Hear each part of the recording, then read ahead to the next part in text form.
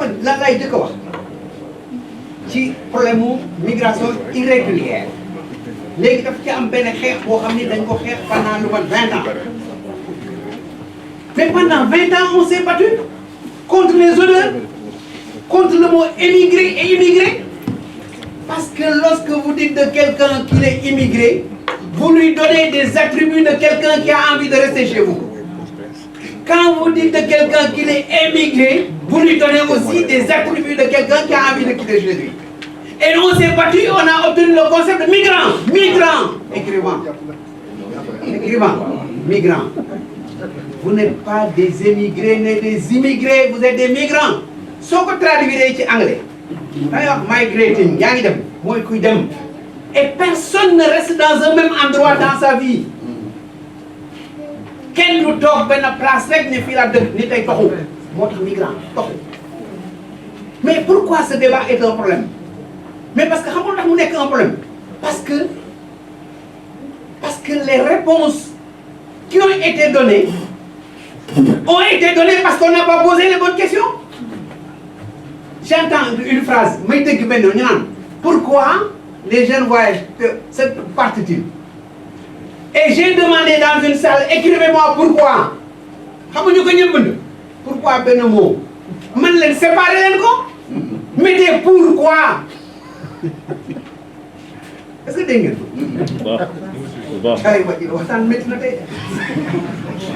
au lieu de dire pourquoi en un seul mot, mettez pourquoi en deux mots. Alors, vous savez la réponse aujourd'hui de l'Union européenne? C'est de dire que notre jeunesse, c'est des migrants potentiels. Je conteste le concept de migrant potentiel. Et quand vous êtes un jeune, aujourd'hui de 18 à 35 ans, vous êtes profilé dans les services consulaires comme un migrant potentiel. Jeune, 18 ans, 35 ans, non marié, niveau scolaire faible, petit non pas de visa. Voilà comment on profile toute une génération africaine à qui on prive le droit d'exercer sa liberté. C'est en 1978-79 que nous, citoyens de l'espace CEDEAO, nous avons gagné la liberté de circulation avant l'espace Schengen. Schengen, il y a quelques années, nous, on a eu la liberté de circuler dans 16 pays en Afrique de l'Ouest. Nous sommes la première entité au niveau mondial qui a intégré dans sa naissance une affaire. Le droit de circuler, le droit de résider, le droit de travailler. Bien avant l'espace Schengen. Avant, il y avait le Benelux, Belgique, Pays-Bas, Luxembourg et un visa, mais entre eux, ils avaient les visas. Alors, c'est que dans ce débat sur la migration irrégulière, ils sont en train même de tuer notre propre histoire, notre conscience historique, nos acquis sont en train d'être tués. Après, la dimension historique des politiques publiques.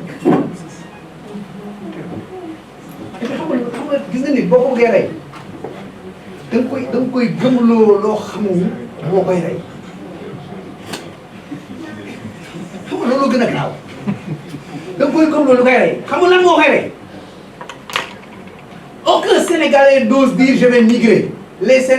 Et le danger que je vois, ils sont en train même de tuer le mot voyage. Oui. On ne voyage plus. Quelqu'un, oui, c'est la vie. On ne voyage plus. Dès que tu dis je vais en France, je vais voyager en France, il dit je vais migrer. Ils traduisent le mot voyager par migrer. Dès que nous jusqu'à nous priver du droit de voyager et de se donner le droit de voyager. C'est comme ça qu'on tue toute une génération.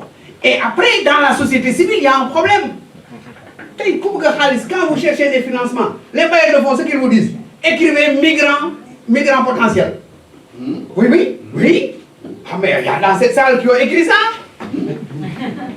Mais oui, mais vous savez, non? Mais oui, mais vous n'écrivez pas ça, mais vous le décrivez. Si vous ne l'écrivez pas, vous le décrivez. Et aujourd'hui, mais ça c'est des sources de financement. Quand on est, mais j'étais à Addis Abeba la Valette, où il y avait les officiels des différents pays. Il y a des choses que je peux voir. Mais il y a des choses que je peux dire en tant qu'acteur de la société civile. Ayant assisté à Addis Abeba à ces réunions, le cœur des discussions aujourd'hui, c'est qu'ils veulent que toute notre jeunesse soit considérée comme des migrants potentiels. Premièrement. Deuxièmement, en octobre, il y aura à Addis Abeba une autre réunion, et ça, j'attire l'attention de toute la société civile, la presse. Cette réunion, c'est le tournant de l'histoire des relations entre l'Union européenne et l'Union africaine. Vous comprenez ça? On ne doit pas laisser nos États être seuls. On ne doit pas laisser nos États être seuls face à l'Union européenne. Parce que le nouveau pacte de l'Union européenne avec l'Union africaine, c'est un pacte qu'on appelle partenariat. D'ailleurs, moi j'ai écrit que le Sénégal, et ça je l'assume, fait partie des pays qui ont été menacés.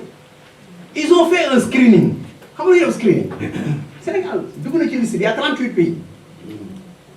Ils ont dit que tous les pays qui ne vont pas accepter de la réadmission de leurs citoyens, mais même Marouba Fall qui veut voyager même sans migrer, au lieu de 15 jours, il peut aller jusqu'à 1 mois, 45 jours pour attendre son visa. Première chose. Deuxième chose, il peut y avoir des restrictions dans d'autres domaines. Et ce pacte sera discuté en octobre. Et d'ici à là, en tout cas, nous, on a commencé à engager des discussions. Là, j'ai été invité par le groupe Concorde, les plateformes européennes et tout ça, pour discuter de ça. En Afrique, on n'a pas ce débat. Donc, nous, on pose le débat, Inch'Allah, dans les jours qui viennent. Et nous ne voulons pas que notre gouvernement soit seul en face de l'Union européenne. Voilà. Et nous, on veut que le gouvernement sente que nous aussi, il y a un soutien. Sinon, qu'est-ce qui va se passer? Ils vont nous renvoyer tous les citoyens qui sont en situation irrégulière. Je ne dis pas les sans d'accepter de recevoir.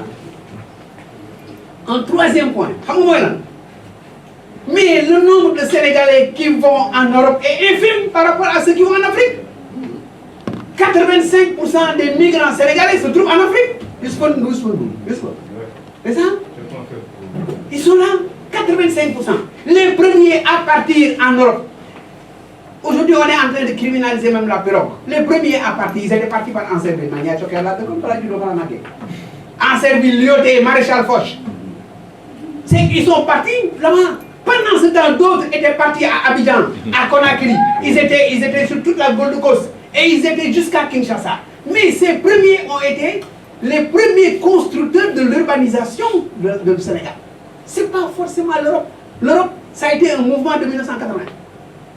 Pour que il y a un débat important. Qu'on comprenne que tout le monde n'est pas en Europe. Et les Européens aussi, dans le discours, ils ont utilisé deux mots. Vous êtes en train de nous envahir. On ne les envahit pas, on est en train d'envahir notre propre continent.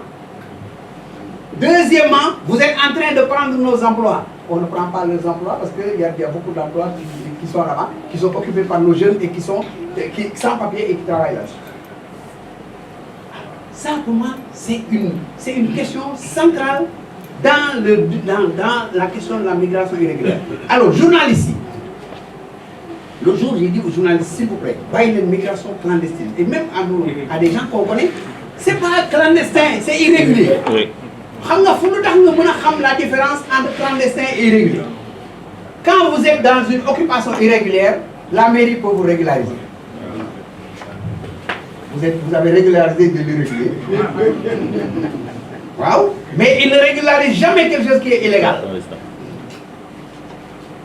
Européens, ils n'aiment pas ça. On s'est battu jusqu'à Marrakech en 2018-2017. Et on a obtenu que c'est la migration irrégulière. Parce que quand vous êtes irrégulier, on peut se battre, utiliser les avocats, se battre, mobiliser les associations de la diaspora, mobiliser les intellectuels pour que les gens puissent être régularisés. Ils n'aiment pas le mot migration irrégulière. Donc, j'appelle irrégulière. Je vais terminer sur une proposition. Premièrement, je pense qu'il faut reconnaître à chaque être humain qu'il a le droit, elle a le droit de voyager. Et ça, en tout cas, le document vient que c'est en train d'écrire avec notre équipe. Sénégal, le Sénégal, si vous posez les deux questions, ils vont au début, pourquoi? Et la deuxième question, pourquoi? Les deux réponses vont vous dire à 90%, je veux du travail. Et ils vont mettre le mot décent. Je lance un appel aux autorités, en utilisant notre propre expérience, mais même dans d'autres pays, que nous avons besoin d'une politique de migration de travail. D'une politique de migration de travail. Et la politique de migration de travail est articulée à l'emploi, à la protection. Mali bi nek ci ginaaw man mako def ak Slahi dina la diine dëkk yooyu di taxaw di commencer di wut ay emploi même en situation de conflit dans lequel ils sont. Hein? Nous avons besoin d'une politique de migration de travail. Xam nga lu muy indi dafay dimbali état bi sur l'emploi. Je donne un exemple et je termine sur ça comme ça vraiment wax dëgg yàlla ma noppalu. Xam nga mooy lan que les missions diplomatiques doivent avoir dans leur responsabilité une responsabilité complémentaire comme le font l'ANAPEC, l'ANETI, d'exploration des potentiels du marché. Maintenant, avec les Philippines, avec mon passeport sénégalais, ils me disent, ouais, ce sera la première fois que je vois passeport sénégalais. Ils envoient 2 millions de personnes par année, c'est pas 500, c'est pas 300, c'est ça la politique de migration de main-d'œuvre. C'est aussi trouver des canaux légaux, donner un potentiel accru à des services spécialisés, prospecter parce que l'emploi n'est plus un emploi national, amatul, strictement national. Filles de filles sénégalais actuellement. Moi j'ai travaillé longtemps dans la sous-région. Il y a des Sénégalais qui sont au Bénin, qui sont ici en Guinée-Conakry, mais qui sont en Zambie, mais qui sont au Maroc, qui sont en Tunisie, qui travaillent. L'emploi, c'est pas seulement en Europe. Et si on a un débat beaucoup plus structuré, nous pourrons voir tout le potentiel de prospection qui existe dans la gouvernance de la migration de main-d'œuvre et migration de travail. Nous pas ici dormi qu'on se prépare à avoir un regard beaucoup plus organisé. Maintenant, moi je suis opposé au mot sensibilisation. Oui, parce que je suis allé à Nemantaba. Nemantaba, c'est dans Vélingara, à la frontière. Les jeunes, un jeune, qui me dit, il y a combien de temps les gens sont venus nous faire la sensibilisation? Je reviens de Libye. Grand Dakar, une jeune dame qui dit, mais sensibilisation, si je vois tout de suite l'aile d'un oiseau, je voyage. C'est l'information. Parce qu'il y a une pauvreté politique et stratégique dans notre société. C'est-à-dire que les gens ne comprennent pas. Ils ne comprennent pas les enjeux. Il faut informer, dialoguer, structurer et répondre à un besoin fondamental des jeunes. J'ai 16 ans, j'ai quitté le lycée, je voulais aller en Libye. Je dis pourquoi? Il dit, je veux être mondialisé.